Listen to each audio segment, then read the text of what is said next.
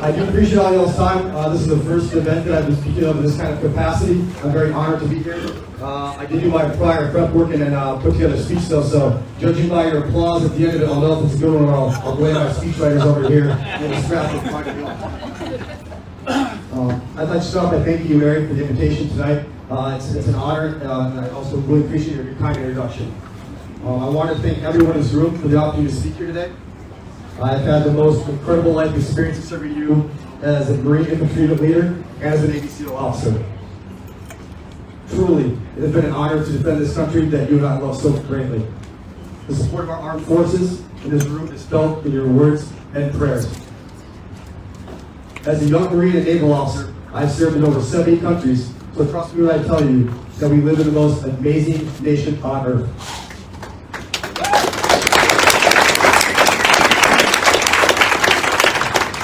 We have always been the beacon of hope and freedom. To this day, the world still looks to our nation's strength for refuge from evil. As you may imagine, my service overseas, am I cutting out the back? Yeah. I'm just using my voice. Can you hear me in the back? Yep. Yeah. As you may imagine, my service overseas was not in tourist destinations, but I can describe weak and failing leadership that I have seen.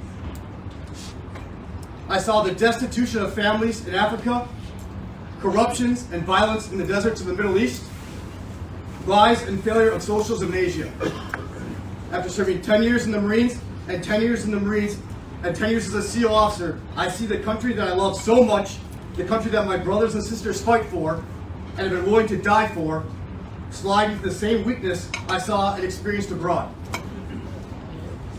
My home state in Minnesota, where I was born and raised, experienced its own vibrant crisis, burned to the ground, and watched the cities burn firsthand.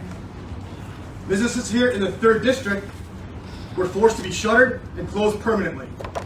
At the cost of energy and food have skyrocketed.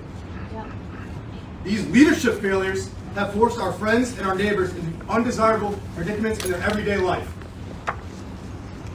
This is all happening while Dean Phillips, Ilhan Omar, and Governor Walz remain silently complicit at best, while actively supporting President Biden's failed policies at worst.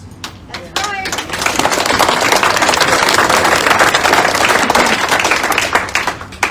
I stand here this evening because I am informed by my own experiences of where we are headed if we continue down this path. Plainly, the dismantling of America. The difference between Dean Phillips and I is that I know our strength does not come from the politicians in Washington, D.C. Our strength comes from you. Yes. We are a safer and stronger America when we adhere to our core values of free markets, freedom of ideas, parent-driven education, fiscal responsibility, limited government, a strong military, and respect for our laws and those who enforce them.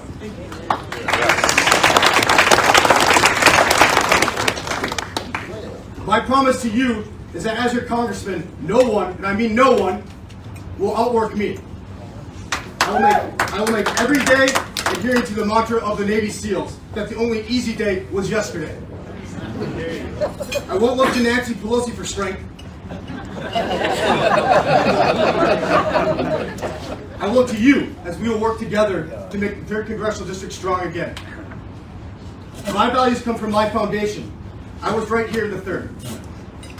I'm the son of a wonderful parents who adopted me at 6 months old.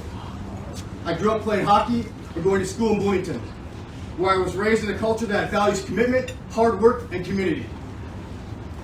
I learned to respect others and carry with me common sense ideals. After 9/11, I took my Midwestern work ethic and values to serve our country. I will take those same values with me to D.C. to change not only policy, but culture.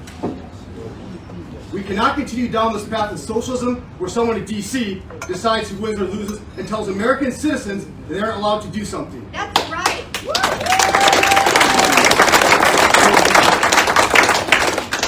We will go to D.C. and remind them that the principles my brothers and sisters fought for and died for are written in our Constitution. That's right. Yeah. I had spent most election days abroad fighting in every climate and place. I never thought about being a politician, frankly. But I did. I watched the President and Dean Phillips erode our freedoms, fail to protect our borders, demonstrate complete incompetence, in the withdrawal of Afghanistan and eroding our communities by defunding the police. Stripping parents' control of their children's education and therefore their futures, I felt it I need to join you in this fight to better our Congress.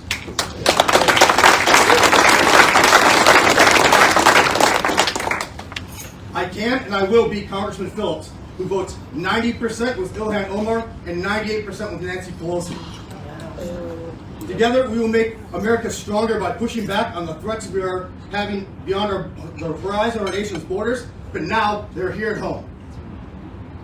This is now my no-fail mission, and I ask for your support to be your next congressman.